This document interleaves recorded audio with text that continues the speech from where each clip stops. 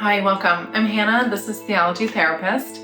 It's nice to see you again. I am going to talk a little bit today about Republicans and Democrats and how to eat with somebody that you disagree with. Sit down, pull up a chair, and get comfortable because this is a subject that I think we can all relate to.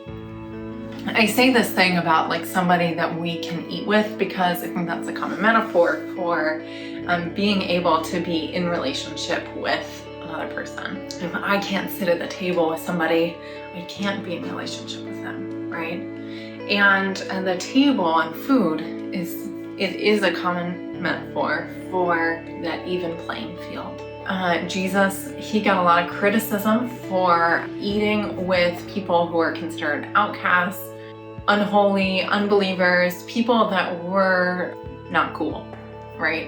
And the religious leaders of that day, which were also sort of political leaders as well, they gave him a lot of criticism for that. And that's because who you eat with says a lot about status, who you are, and what kind of person that you are. This has probably always been the case, but in recent years it's become even more difficult, I would say, for us to be in the same room even with somebody who disagrees with us.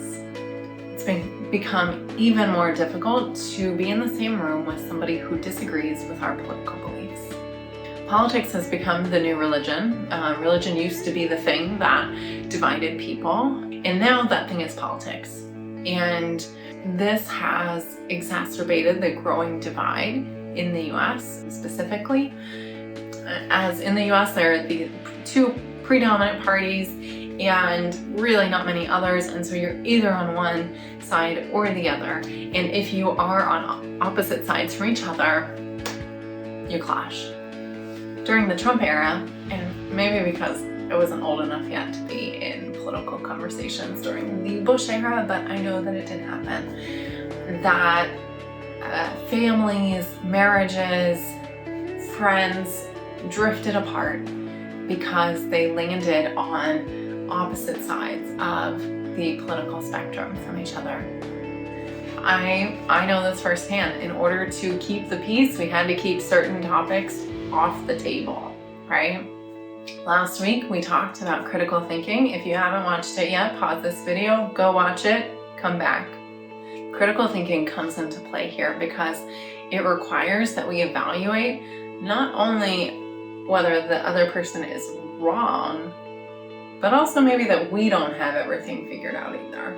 Critical thinking requires effective communication and a commitment to overcome egocentrism and sociocentrism. Critical thinking even allows us to disagree with someone without making either of us morally bad or an evil person, which may say is huge.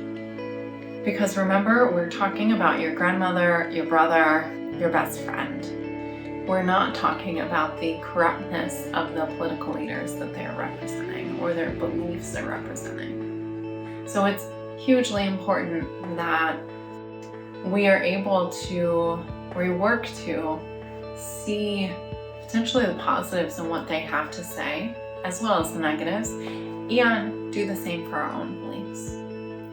Because the people that we're having these conversations, we're not having these conversations with Donald Trump. We're having these conversations with our grandmother, our parents, our family best friends, our extended family, our siblings. And so these are people that, we've grown up knowing, depending on, our closeness to them, that might change how we engage in that relationship.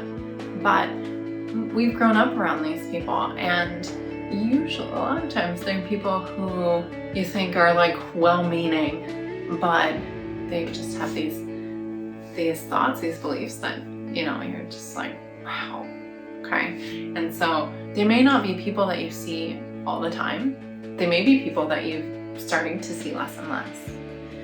Regardless, I think these are some strategies that can really help repair the relationship. May not mean that you want to, see them more and more, but that whenever you are seeing them, it's not fraught with arguments and fights and harsh words. I would encourage you to ask, what is important to me here? My belief or this relationship? You might say to me, Hannah, they're both important to me, which I totally get. But I might follow up and ask you, okay, if that's the case, which of these are you willing to lose? I've thought long and hard about my beliefs. They're really important to me. I am gonna stick to them. But for better or worse, they're not more important to me than my mother, for example.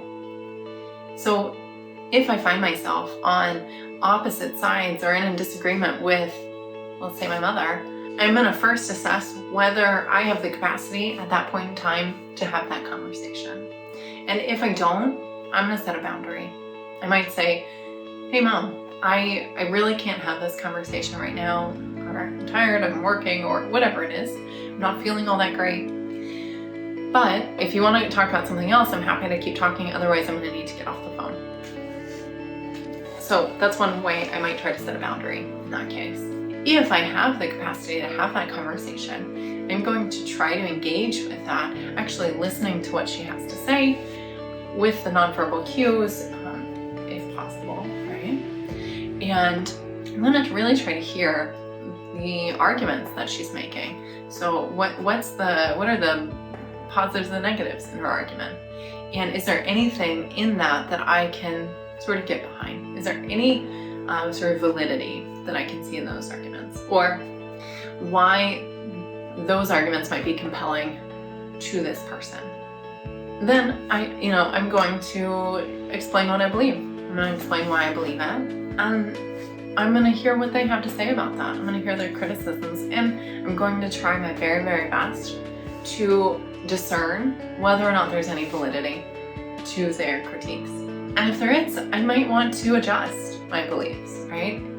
Even if there's validity in it, it might say, well, I recognize the limitedness of this belief in this situation, or whatever the feedback was, but it's, in my understanding, it's the best of the options that I see. And so I then might stick with it, but what that's done is it's allowed me to acknowledge where mine fall short, to give credit to, my mother in this example, who has pointed out a weak spot, right? Who's pointed out a point in my beliefs that actually maybe isn't all that great. And it's allowed me to sort of reevaluate and recommit. So I can reevaluate and decide to readjust and change, or I can reevaluate and recommit to the belief, right? So that really is a gift. It's not easy living in this world among other humans who breathe and eat and think and might do those things differently than we do. It hasn't been easy recently with politics being equated to morality. It's not easy when loved ones disagree with something very important to you. But I do believe that it's possible to disagree and still be in a relationship with that person. It's not easy, it's not fun, really. But I think really that the important piece is to ask, what am I willing to lose here? Because if the cost of my beliefs is all of my relationships, it's a really high cost. And is there a way to have my beliefs and these relationships in a way that maybe has changed, prior? Maybe it looks different afterwards. But is there a way that will allow me to be in relationships and be able to have productive conversations with someone who doesn't agree with me?